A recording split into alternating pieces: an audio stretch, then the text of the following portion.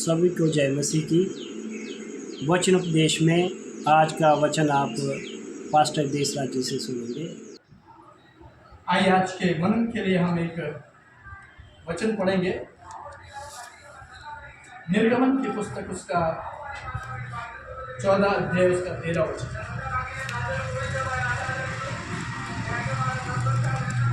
निर्गमन की पुस्तक उसका 14 अध्याय उसका 13 वचन।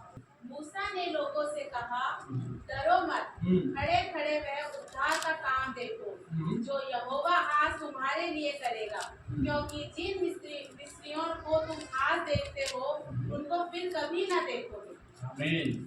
मैं परमेश्वर का धन्यवाद करता हूँ कि परमेश्वर ने आज जो है ये सुंदर अवसर मुझे दिया कि परमेश्वर के वचनों में से आप सभी के मध्य में बांट सकूं, और सर का भी जिन्होंने आमंत्रित किया आज के वचन के लिए, और पास्टर साहब का भी जिन्होंने ये समय दिया कि मैं परमेश्वर के वचनों में से बांट सकूं। भूतकाल के उदाहरणों से सीखना और वर्तमान के उपकरणों के साथ अपने आप को तैयार करना। भूतकाल के उदाहरणों से सीखना और वर्तमान के उपकरणों के साथ अपने आप को भविष्य के लिए तैयार करना, ये है सच में एक बुद्धिमानी जो परमेश्वर का वचन हमें सिखाना चाहता है।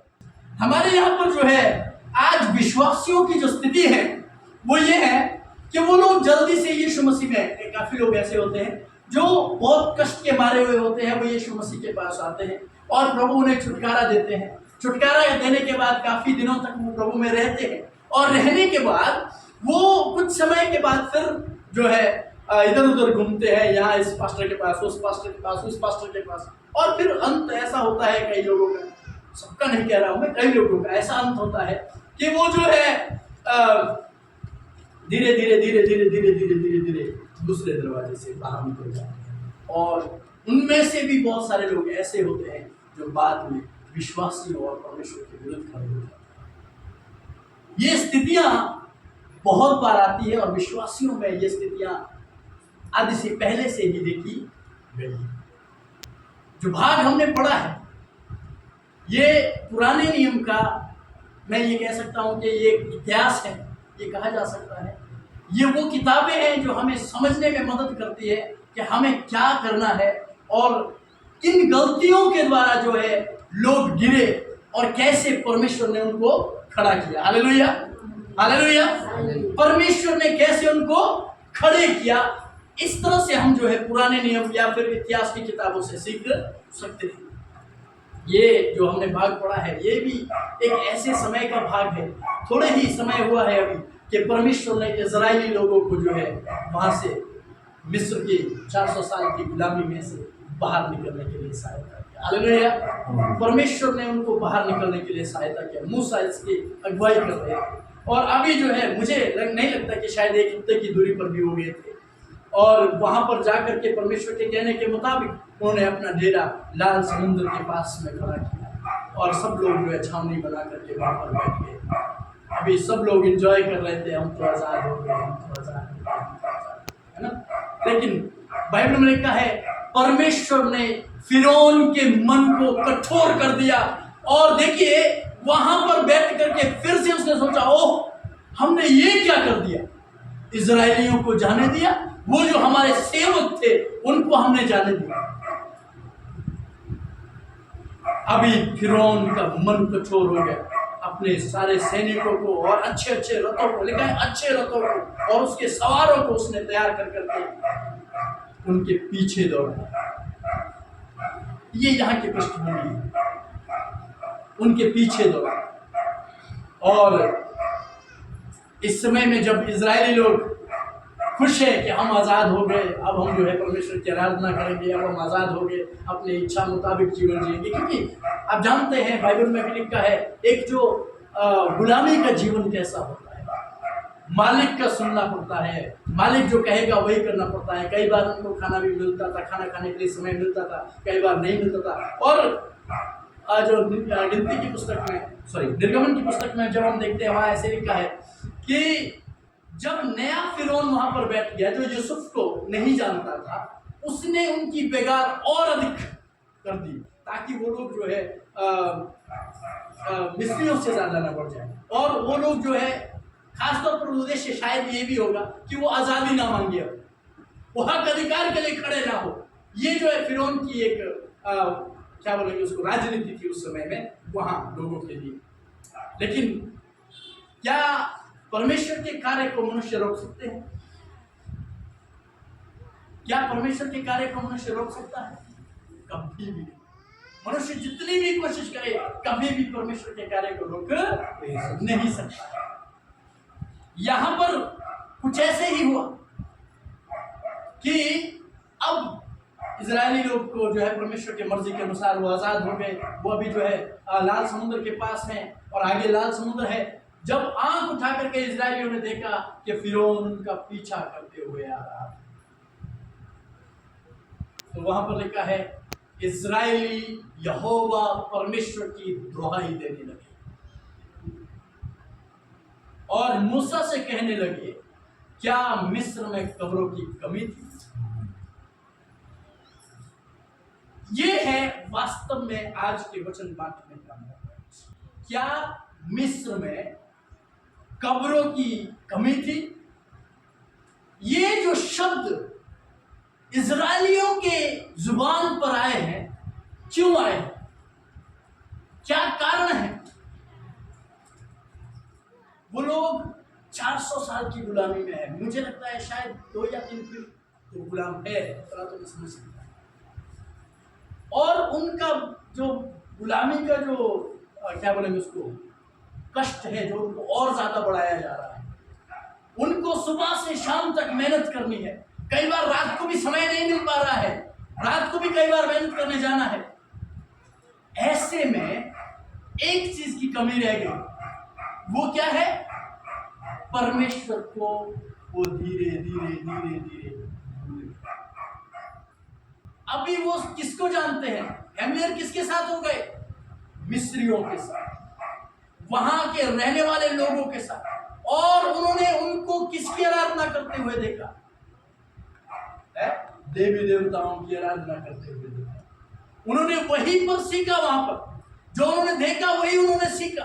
क्योंकि मुझे नहीं लगता कि उनके पास कुछ ऐसे पाठ्यक्रम थे या फिर उन्हें कोई समझाने वाला उनके बीच में था, क्योंकि वो लोग तो गुलाम थे। उनको इतना समय नहीं मिल पाता था। इधर से जो है राजनीति जो उस समय में हो रही थी, राजा लोग जो चाह रहे थे वो ये था कि इजरायली लोग हमसे बढ़ने ना पाए, इजरायली लोगों के कष्टों को बढ़ाओ, इनको समय मत दो। कहीं ऐसा ना हो कि ये सोचे विचारे, कहीं ऐसा ना हो कि ये जो है क्या करे, हमसे ज्यादा बढ़ जाए और अपने हक को मांगने लग जाए। आज शैतान भी ठीक ऐसे ही कार्य कर रहा है।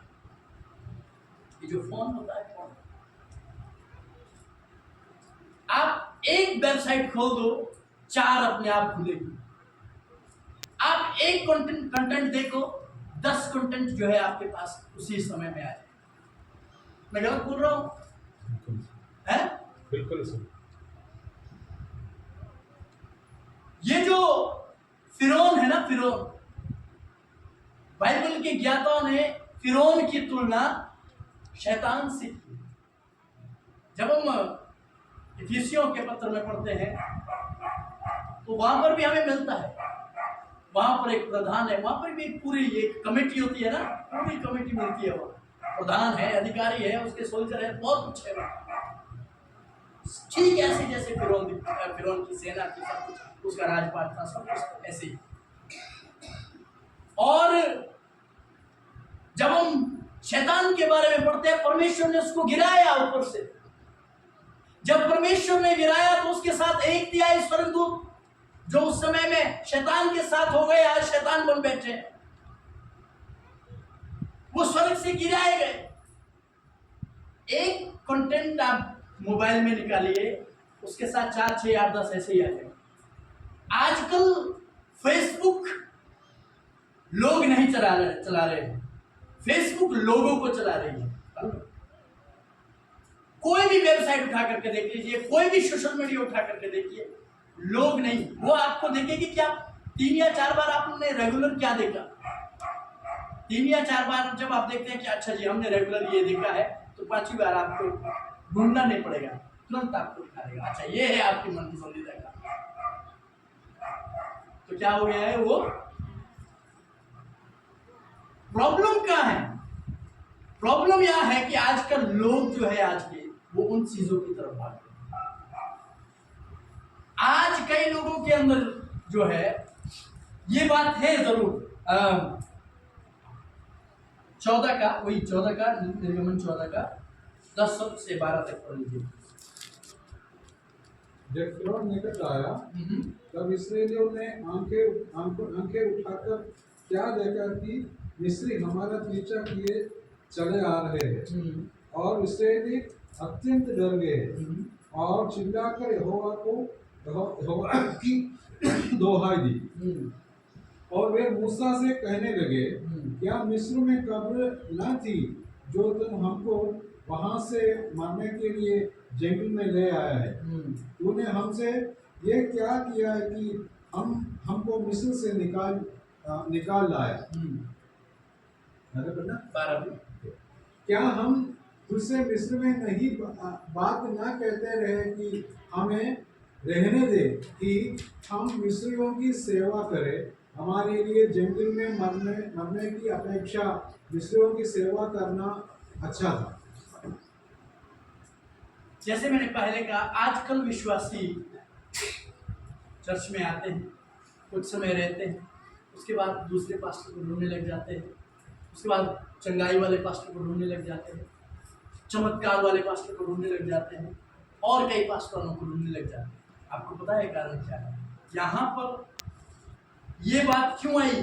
क्या मिस्र में कब्रें ना थी? ये बात क्यों आई? विश्वास के नहीं होने। जब इंसान के अंदर विश्वास नहीं होता है, जब इंसान जो है बाइबल नहीं पढ़ता है, जब जो है हम विश्वासी परमेश्वर के वचनों के हिसाब से अपने जीवन को नहीं जीते हैं, तब सबसे पहले क्या आता है? डर। हमारे जीवन में तब सबसे पहले क्या आता है? डर। क्योंकि हमारा समय जो परमेश्वर के लिए था, क्योंकि हम जो परमेश्वर को जानना चाहिए था, हमारे संसार को जानने में लगे हुए हैं, हमारी दुनिया को जानने में लगे हैं, हमारे इसके कंटेंट को, उसके कंटेंट को, इसकी फेसबुक को, उसके इंस्टाग्राम को, इसको और उसको देखने में लगे हुए हैं। हमारे पास तो क्या नहीं है? समय नहीं है कि हम परमेश्वर के वचनों को पढ़े। और धीरे धीरे धीरे धीरे इस तरह से जो है एक विश्वासी, यहां मुझे नहीं है पता कैसे होता है, लेकिन हिमाचल में ठीक इस तरह से शैतान लोगों को बहका रहा है। और धीरे धीरे धीरे धीरे करके जो है एक विश्वासी जो है बैकस्लाइड हो जाता है। ना केवल बैकस्लाइड, कई लोग तो बाद में परमेश्वर के और विश्वासियों के विरोध में खड़े हो जाते हैं। इसका कारण एक ही है, जैसे हम सुबह नीति वचन से अभी थोड़ी देर पहले पढ़ रहे थे, यहोवा परमेश्वर का भय मानना बुद्धि का मूल है। अगर हमें बुद्धि चाहिए तो सबसे पहले हमें यहोवा परमेश्वर का भय मानना पड़ेगा, यहोवा परमेश्वर को जानना पड़ेगा। लेकिन परेशानी यह है, हमारे पास दुनिया के सारे काम करने के लिए जो है समय है, लेकिन एक काम करने के लिए समय नहीं है। वो क्या है? बाइबल पढ़ना और प्रार्थना करना। उस समय में भी समय नहीं था इस्राएलियों के पास कि वो प्रार्थना करे, कि वो बाइबल पढ़े। इसलिए ये वाले जो शब्द है ये उनके मुंह में आए कि क्या मिस्र में कब्रें कम न थी? क्योंकि अगर वो जानते कि यहोवा परमेश्वर क्या कर सकता है, क्योंकि अगर वो जानते कि यहोवा परमेश्वर कौन है, तो कभी भी इस तरह के शब्द नहीं बोलते। हालेलुया। आज यदि विश्वासियों के जीवन में ये शब्द आते हैं, इसका मतलब साफ है, उनका जीवन प्रभु के साथ सही नहीं चल रहा है। सुबह जब हम यहाँ पर पहुंचे, परमेश्वर का धन्यवाद करते हुए, जब हम ब्रेकफास्ट कर रहे थे, मैंने दत्ता जी को कहा कि दत्ता जी सोचिए अगर प्रभु ना होता तो क्या आज हम यहाँ होते? अगर प्रभु को नहीं जानते तो क्या हम आज यहाँ होते?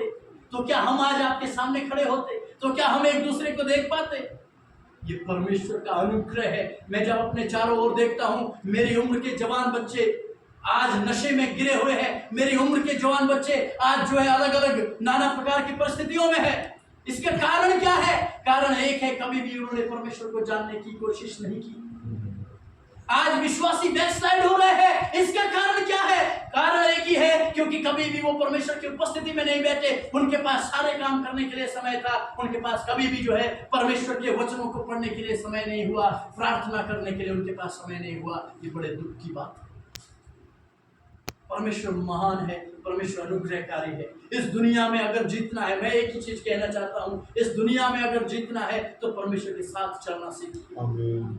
यदि हम परमेश्वर के साथ नहीं चलते तो ये जो एक प्रश्न है हमारे सामने, ये जरूर आएगा कि क्या है वो यही है कि क्या मिस्र में कब रहना। आप मुझे एक चीज बताइए, वो किसके साथ लड़ रहे थे?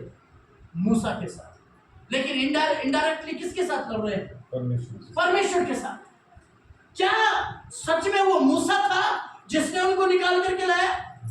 है जी? मत्ती रचित सुसमाचार उसका 22 अध्याय उसके 37 से लेकर 39 तक। उसने उससे कहा, तू परमेश्वर अपने प्रभु से अपने सारे मन और अपने सारे प्राण और अपनी सारी बुद्धि के साथ प्रेम रख। हाँ।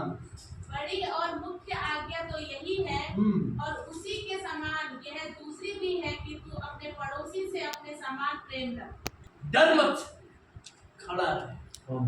हालेलुया, खड़ा रहे। मैं आपको ये कहना चाहता हूँ, उस जगह में जहाँ पर हम परमेश्वर की सेवा कर रहे हैं, यूँ तो पूरे भारतवर्ष में परमेश्वर की सेवा करना अपने आप में एक चुनौती है, पर फिर भी उस जगह में खड़े रहना एक बहुत बड़ी बात है। हालेलुया। आज की स्थिति में भी जब हम प्रभु के साथ है, प्रभु के ऊपर विश्वास करके प्रभु के साथ खड़े रहना, ये बहुत बड़ी बात है। अगर हम परमेश्वर के वचन को पढ़ते हुए, परमेश्वर से प्रार्थना करते हुए प्रभु में खड़े हैं, तो परमेश्वर हमारे जीवन में खड़े खड़े उद्धार का काम करेगा। बोलिए यीशु मसीह की हालेलुया।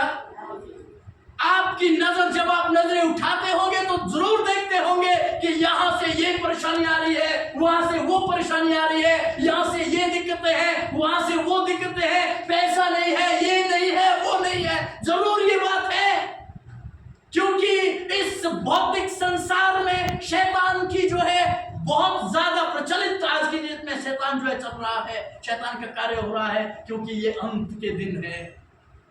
परमेश्वर इस अंत के दिनों में यही कहना चाहता है कि एक बार आप जो है प्रभु में विश्वास योग्यता के साथ खड़े रहिए। हालेलुया। नए नियम में आप जानते हैं, पुराने नियम में 10 आज्ञाएं हैं, नए नियम में यीशु मसीह ने 2 ही आज्ञा दी है जो हमने अभी पढ़ी है। हालेलुया।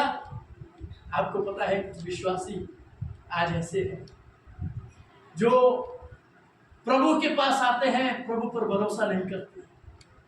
जिस पासवान के द्वारा सुसमाचार सुनाया गया उसके साथ भी खड़े नहीं रहते।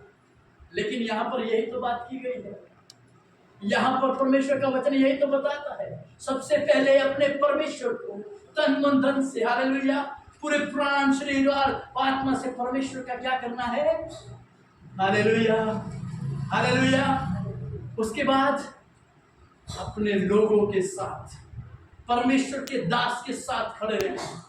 हमारे हिमाचल उसने उससे कहा, तू परमेश्वर अपने प्रभु से अपने सारे मन और सारे प्राण और अपनी सारी बुद्धि के साथ प्रेम कर। जी 39। और उसी के समान ये दूसरी आज्ञा भी है कि तू अपने पड़ोसी से अपने समान प्रेज द लॉर्ड। हालेलुया। प्रभु यीशु मसीह ने 10 आज्ञा की 2 आज्ञा बनाई। आज लोग चर्च में आते हैं, प्रभु के पास नहीं आते, चर्च में आते हैं। क्यों चर्च में आते हैं? 2 कारण। शैतान नहीं लगना चाहिए, मेरा परिवार ठीक ठाक रहना चाहिए। ये 2 कारण से प्रभु को ढूंढने के लिए आते हैं। नहीं तो मेरे घर में ये समस्या चल रही है, वो समस्या, उस करके चर्च को ढूंढने आते हैं, प्रभु को नहीं। और फिर जो है लोग चमत्कारी को ढूंढने चले जाते हैं। अभी भी वो किसको नहीं ढूंढ रहे हैं जी? प्रभु को अभी भी वो अभी भी वो सोच रहे हैं कि हमारा बोझ कम हो जाए, अभी भी वो सोच रहे हैं कि हमारी ये परेशानियां कम हो जाए, अभी भी वो सोच रहे हैं कि हमारी क्या हो जाए, है जी? ठीक है ये बात, हम आएंगे बीमारियों के साथ प्रभु के पास, लेकिन वो कब है? जब आप नए नए प्रभु में आते हो। ठीक है, लेकिन जब आप प्रभु को जान जाते हैं तो हमें प्रभु में बढ़ना है। हालेलुया। किस में बढ़ना है? प्रभु में बढ़ना है, वचनों में बढ़ना है, स्थिर होना है। आज कौन है जो प्रभु के वचन के साथ खड़ा है? आज कौन है जो प्रभु के वचन के साथ खड़ा है? प्रभु के इस वचन के साथ स्थिर रहे कि हम सबसे पहले हर बात में अपने परमेश्वर के नाम को ऊंचा करें। हालेलुया। और उसके बाद अपने पड़ोसी के साथ। आपको पता सबसे पहला पड़ोसी कौन होता है? जो उस दुख की घड़ी में, जब आप परेशान हो, जब आप दुखी हो, जब आपके साथ कोई खड़ा नहीं होना चाहता, उस समय में परमेश्वर का वचन लेकर के आपके पास है। Hallelujah, hallelujah. वो सबसे पहला पड़ोसी होगा, वो होगा जिसके साथ आपको लेना है। आज आपको पता है यदि कई पासवान लोग जो है जेलों में है, कई पासवान लोग जो है, क्यों? कारण क्या है? क्योंकि जो उनके साथ खड़े हुए, जिनके लिए वो रात दिन जो है पास्टर लोग चलते थे, वो लोग ही उनके विरोध में। कई पासवान लोग इस कारण से भी आज जेल में। हमें सबसे पहले परमेश्वर के साथ और फिर अपने पासवान के साथ, अपने साथ बैठे हुए सब विश्वासियों के साथ और इस संसार के साथ विश्वासियों ले लेना है। Hallelujah, hallelujah, hallelujah. जब आप देखो कि वहां से ये परेशानी आ रही है, वहां से फिरौन अपनी सेना के साथ आ रहा है, आगे लाल समुद्र है, कहां जाए? उस समय में क्या कहा है परमेश्वर ने मूसा से? खड़े खड़े यहोवा परमेश्वर के उद्धार का काम देखेंगे।